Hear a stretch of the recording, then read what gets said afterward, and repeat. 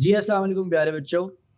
Enzymes के lectures आपने सुने और आई वेलकम यू। आपने वहाँ पर डिस्क्रिप्शन पे क्लिक किया और एमसीक्यूज़ तक आए। Let's talk about some multiple choice questions. Question देखिएगा, कहता है protease break down proteins into amino acids. अच्छा जी, प्रोटीन्स को तोड़ता है प्रोटीएज। लॉक और की हाइपोथेसिस में क्या लॉक है और क्या की है? तो हमने आपको पहले भी कई बार बताया कि एंजाइम लॉक है और सबस्ट्रेट की है। यहाँ पर देखो, लॉक प्रोटीएज, लॉक प्रोटीएज और की क्या होगी? अमाइनो एसिड्स नहीं बल्कि प्रोटीन्स। सो हमारे पास सी ऑप्शन ठीक बन रही है, बिकॉज प्रोटीएज एंजाइम है और प्रोटीन उसका सबस्ट्रेट है जो टूट के अमाइनो एसिड्स बनते हैं। खुद उसने ऊपर बोल भी दिया, तो ये रिलेटिवली इजी क्वेश्चन था। कहते हैं starch is digested to maltose by enzyme amylase. Amylase का काम भी बता रहा है। अब बता रहा है कि बताओ क्या की है और क्या लॉक है। तो अमाइलेज जो है वो क्या होगा, हमारे पास लॉक होगा और स्टार्च जो है वो हमारे पास की होगा। सो हमारे पास सी आंसर बन रहा है, बिकॉज स्टार्च और अमाइलेज एक दूसरे के आमने सामने आ रहे हैं। फिर कह रहे हैं लॉक एंड की हाइपोथेसिस के मुताबिक क्या लॉक है क्या की है फॉर दिस एंजाइम। की क्या होगी थी? की होना चाहिए सबस्ट्रेट। सबस्ट्रेट फैटी एसिड्स हैं और लॉक जो है वो क्या है? ओ नहीं नहीं, सबस्ट्रेट फैटी एसिड्स नहीं हो सकते। फैटी एसिड्स तो प्रोडक्ट होते हैं। लॉक लाइपेज है जो यहाँ पर नजर आ रहा है और की लिपिड्स हैं, सबस्ट्रेट लिपिड्स हैं जो कि ब्रेक होते हैं। सो हमारे पास डी करेक्ट ऑप्शन होगा। नेक्स्ट क्वेश्चन देखते हैं। कह रहा है diagram represents how an enzyme molecule changes the shape. कह रहा है ये एंजाइम मॉलिक्यूल ने अपनी शेप चेंज कर लिया। आप देख सकते हैं कि यहाँ एक्टिव साइट की शेप और थी और यहाँ एक्टिव साइट की शेप और हो गई है। तो कहता है कि व्हाट एक्सप्लेन्स दिस चेंज, क्या चीज कर रही है? It has been cooled. अगर कूल करता है तो एंजाइम डी नेचर ना होता, तो कूल नहीं हुआ। It has been heated to 70। हाँ, ये हो सकता है बिकॉज बहुत ज्यादा हीटिंग से जो शेप है वो चेंज हो जाती है।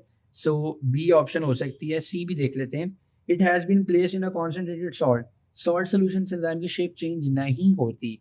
It has been placed in a dilute salt. Dilute में भी कर दोगे एंजाइम कोई सेल नहीं है जो क्रीनेट हो जाएगा या प्लास्मोलाइज हो जाएगा या कुछ ऐसा हो जाएगा। सो इसका क्लियर कट सीधा सीधा बी आंसर बनता है। कहते हैं चार test tubes each containing 2 centimetre cube of amylase solution are treated as followed. Boil किया, अमाइलेज क्या है? एंजाइम। इन्होंने बॉयल किया और कूल किया 1 पे, तो डी नेचर हो जाएगा।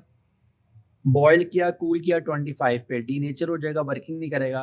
फ्रीज किया वार्म किया 1 तक, कोई काम नहीं करेगा। फ्रीज किया और वार्म किया 25 तक, तो ये काम करेगा। 10 सेंटीमीटर क्यूब ऑफ स्टार्च लिया to each test tube after 5 minutes and 2 drops of iodine solution were added to each tube. 2 drops iodine solution के डाल दिए हर एक ट्यूब में। Which row show the results. अच्छा, कौन सी रो जो है वो रिजल्ट शो करेगी? देखो ऊपर जो उन्होंने अमाइलेज दिया, अमाइलेज का क्या काम होता है? स्टार्च को ब्रेक करना। लिहाजा होगा क्या, इसके अंदर आपको स्टार्च मिलेगा मिलेगा मिलेगा, इसमें स्टार्च नहीं मिलेगा। लिहाजा पहले 3 में कलर ब्लू ब्लैक होना चाहिए और जो आपका आखिरी वाला इसमें ब्लू ब्लैक नहीं होना चाहिए, बिकॉज वहाँ एंजाइम एक्टिव होगा और उसने स्टार्च को ब्रेक डाउन कर देना है। सो इसीलिए ब्लैक ब्लैक ब्लैक और ये येलो। तो इसीलिए हमारे पास जो आंसर है वो ए आंसर होगा। ए आंसर होगा।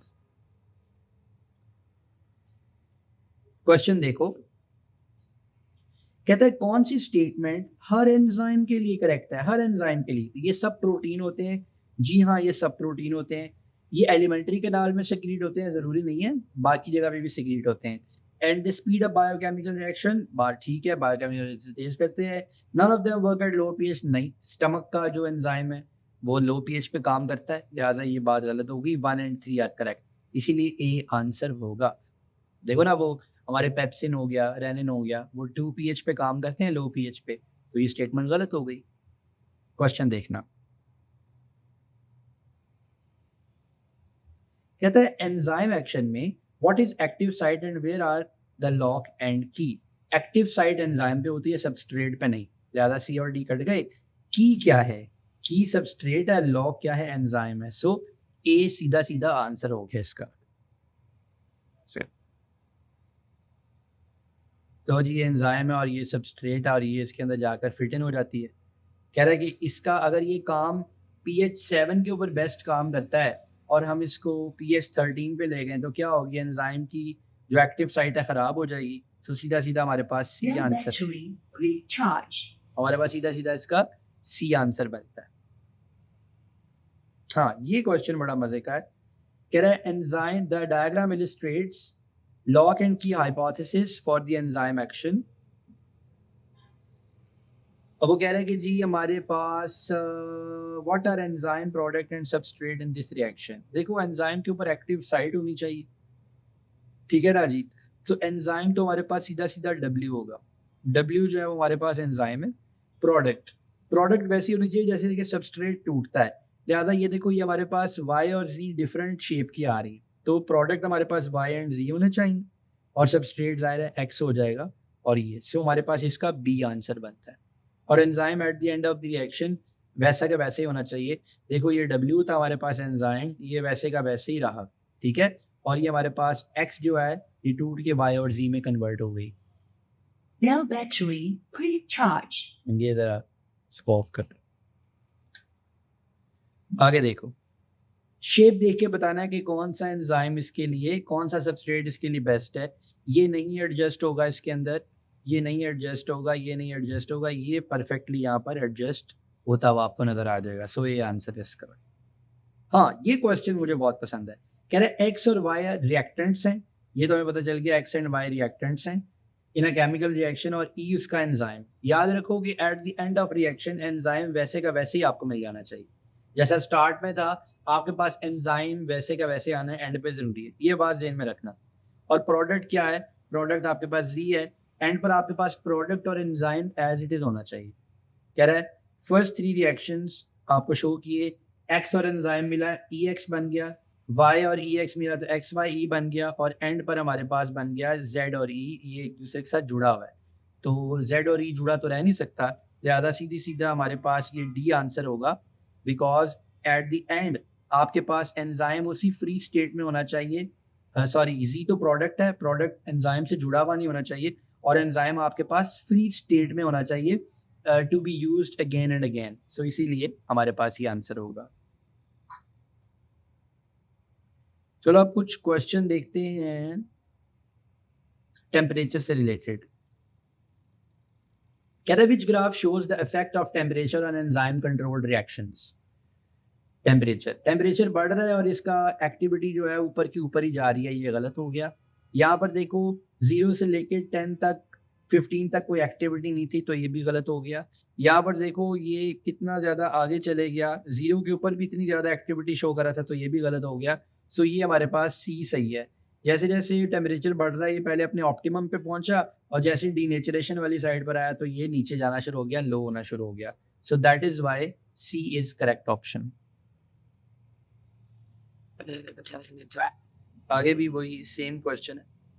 वो कह रहा है a bacteria live in hot spring at temperature of 75 to 85 which graph represent the activity of the enzyme. अगर 75 से 85 उसका ऑप्टिमम है तो फिर देखो ये हमारे पास ये आंसर होना चाहिए डी, बिकॉज ऑप्टिमम के ऊपर उसकी वैल्यू मैक्सिमम होनी चाहिए। सो डी इज द आंसर। यहाँ पर देखो ये 85 75 से पहले ही डी नेचर हो चुका है, तो ये गलत हो गई। और यहाँ पर तो कांस्टेंट है, डी नेचर हो ही नहीं रहा और इसका डिक्लाइन आ ही नहीं रहा है, तो इसीलिए ए और बी जो है ये रॉन्ग।